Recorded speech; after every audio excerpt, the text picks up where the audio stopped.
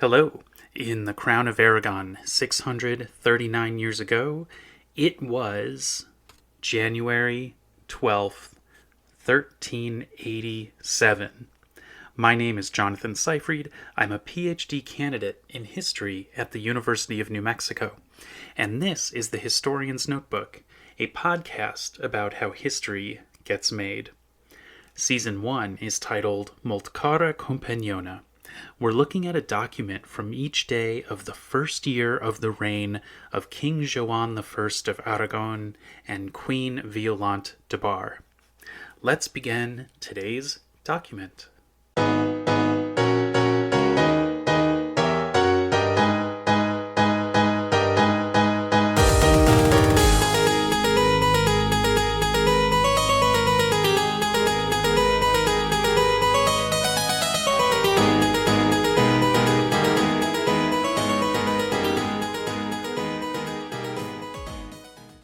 So this is a short document, only 5 lines long, from Joan, but there's a whole lot to talk about in this one little letter. First of all, it's in Latin, and actually this time I was able to work through the Latin pretty confidently, and I did run it through ChatGPT to see if there was anything that I might be missing. And in fact, the sense that I got from it on my own was pretty close to what ChatGPT came up with. But both of us agree that there's some urgency in this letter that we had not seen in other letters. So one thing about this particular piece is that it appears on a folio that we have looked at before. Right above it is the letter that Joan wrote to Martí about Sibylla and saying, "Don't let Sibylla get back into Barcelona unless you hear from me. Don't let her back in the city." And then below it, we've got a little Latin inscription that basically says that the Duke has become king. And then at the bottom of the folio, we've got a letter dated much later. So we're looking at January 12th, and the letter right above it on the same page was January 4th. And this register, it is all out of order. It's not as dramatic as some other registers that I've seen, but it is scattered. Part of me thinks that there is a decision being made that has to do with the number of lines. Isn't it just so coincidental that this little letter at the bottom is a perfect fit for how much space there was left after the longer letter to Martí? So I'm kind of toying with this idea, and I'm going to need to run it by some people who have more experience with the registers than I do, but I'm starting to think that maybe the order of the letters is determined relatively chronologically, but would be adjusted according to the space on the page that each one takes up, and this would be a perfect example. So there's that. I also want to say, just when I said this register isn't as bad as some of the others, what I can tell you is that this register has letters from May in the middle of letters from January. So, to say that that's, better than some it's really saying something. This letter is to somebody whose first name is Esperandeu. And the name Esperandeu is a conglomeration of the phrase that you can see at the bottom after dirigiter, and then you see speranti in Deu, and then the last name Cardona. So I have a couple questions in my mind about the name of this person and whether this person was actually given a different name at birth.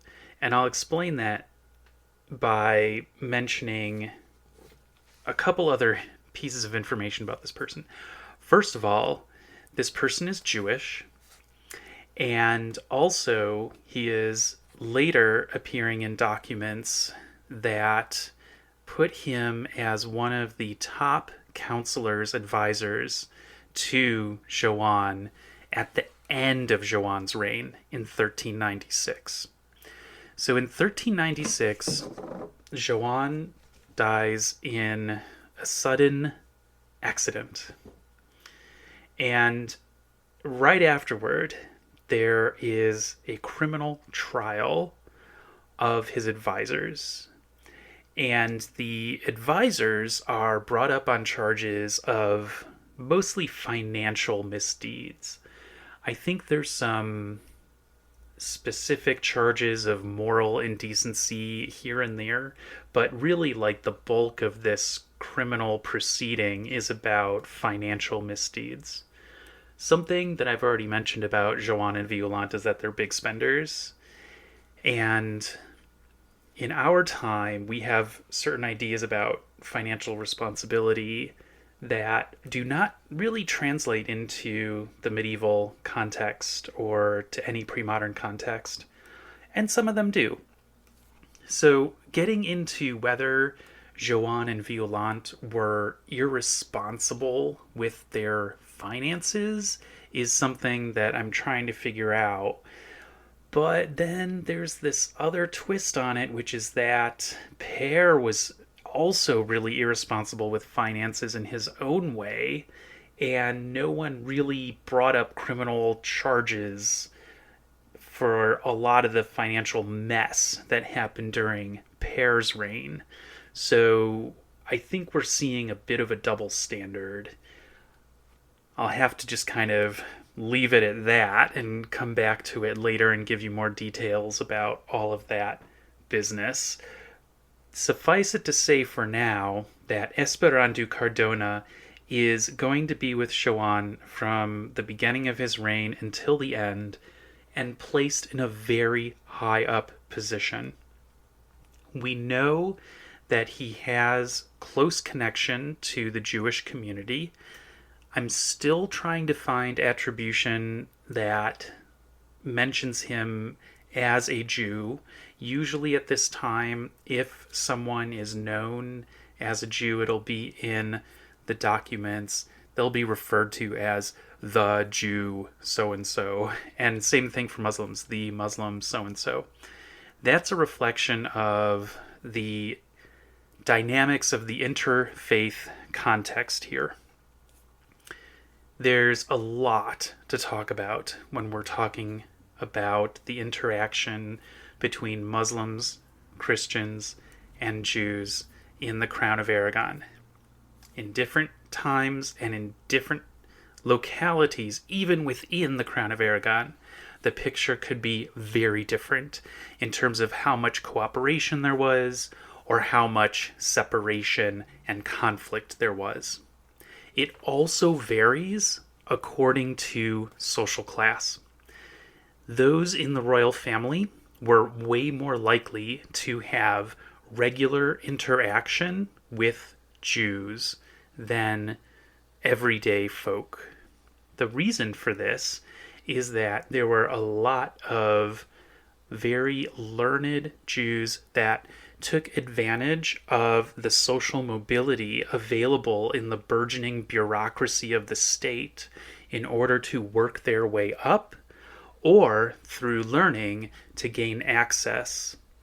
And part of this has to do with the management of the finances, but just as well, there's a lot of scholars, astronomers, astrologers, even musicians that are Jewish that are in the royal court on a very regular basis.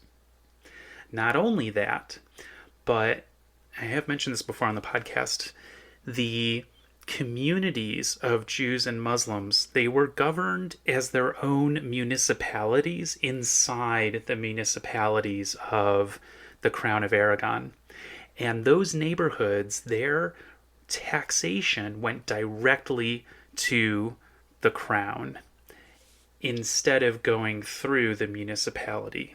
Now, this is something that certainly benefited the royal family, but it's one of the things that caused dissension between officials of the municipalities and the minority faith communities in the municipalities.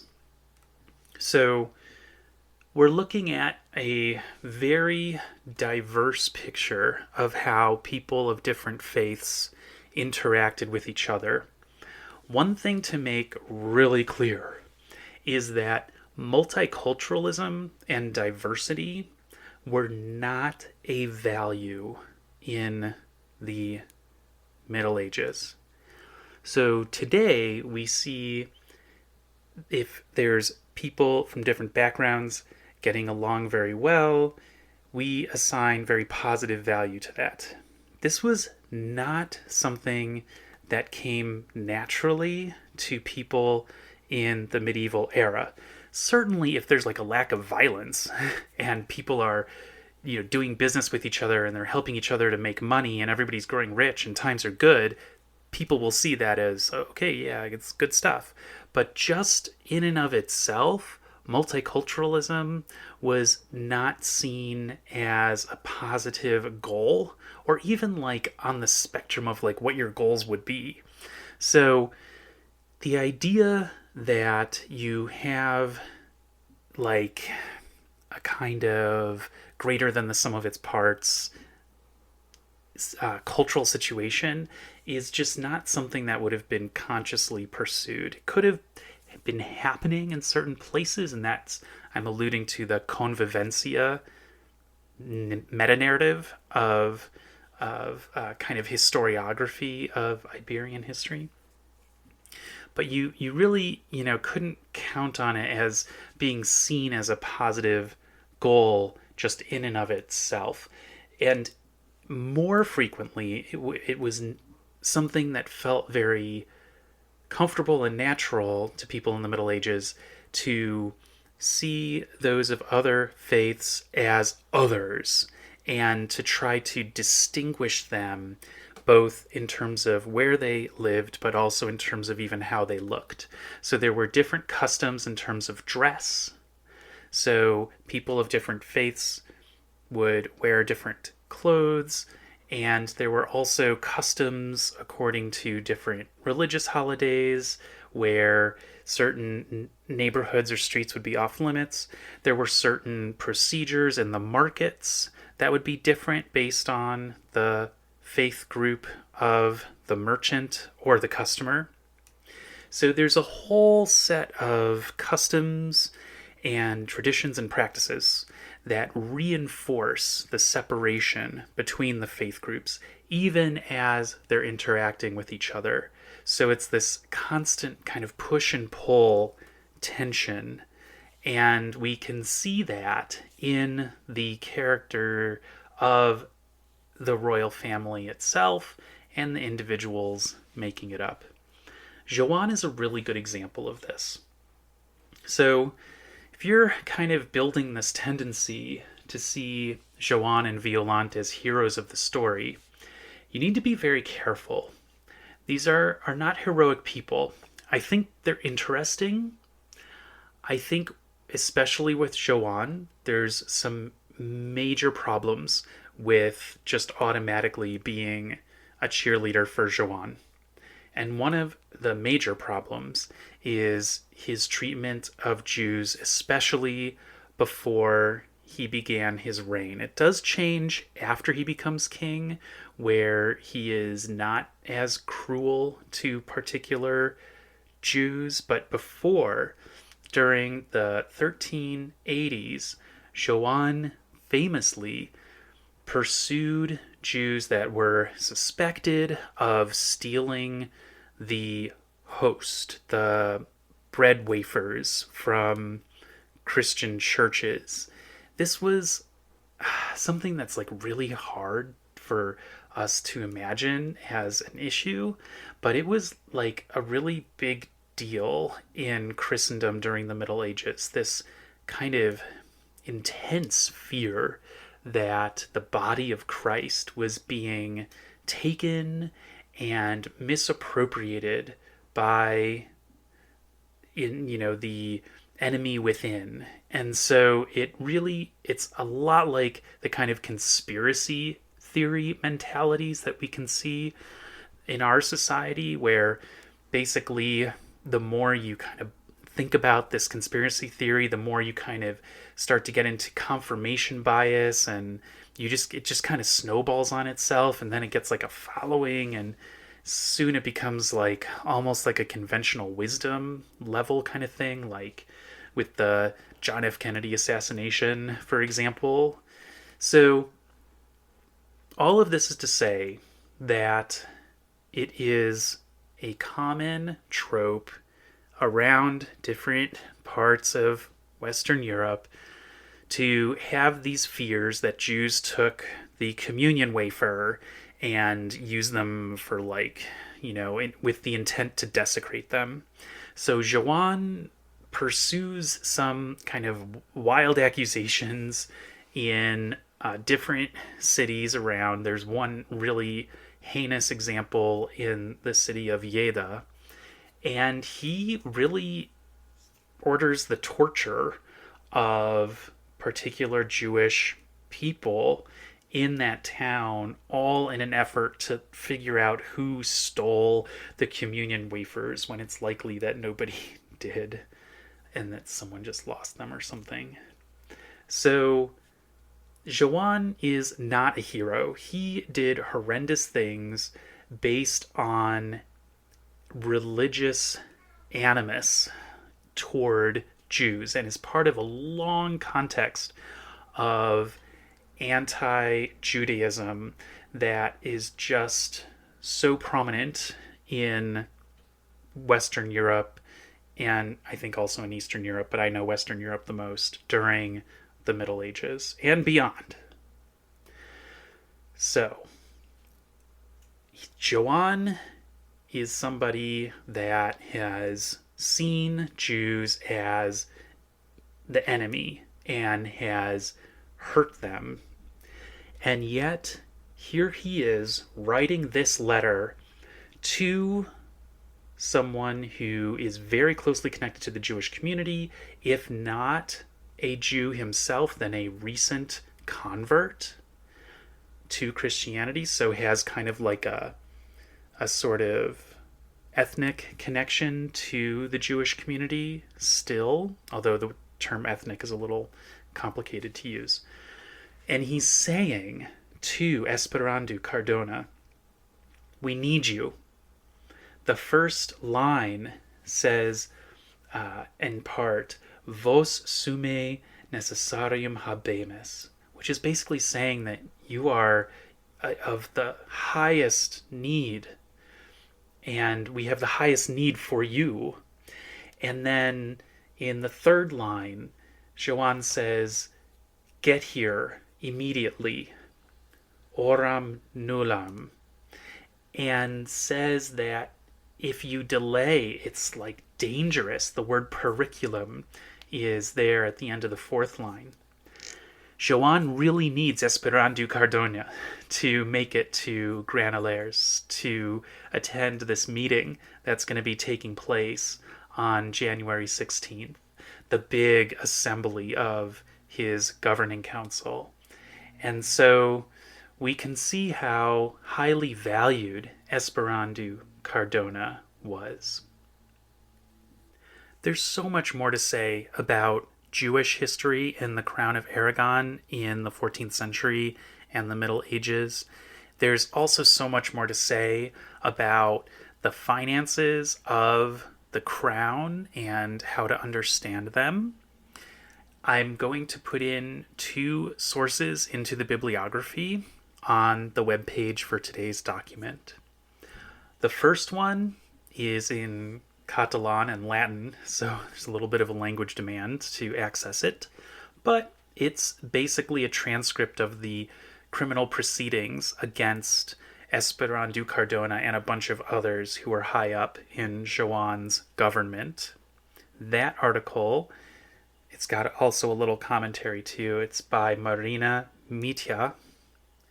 And then the second book is an English language book that I have found to be one of the most insightful works about Joan and Violante and Martí and everything about them. And it's focused, though, on the experience of the Jews during a pogrom, basically, a uprising of violence against the Jewish communities that spread from Castile into the Crown of Aragon during Joan's reign in 1391. That book is by Benjamin Gamble. It's a really, really great read and incredibly well-sourced. Thanks for listening to this episode of The Historian's Notebook, Season 1, Molt Cara Companiona. If you are leaving with more questions than you arrived with about the interfaith encounters of the Middle Ages, especially, well, I've done my job, and don't worry, we will be coming back to this topic many, many times, but no more for today. Because remember, the motto of the Historian's Notebook is dissatisfaction guaranteed. Visit the website jonathanseyfried.net to see an image of today's document and additional show notes, and listen again tomorrow to hear about the next day in the first year of the reign of King Joan I of Aragon and Queen Violante de Bar. In the meantime, take care.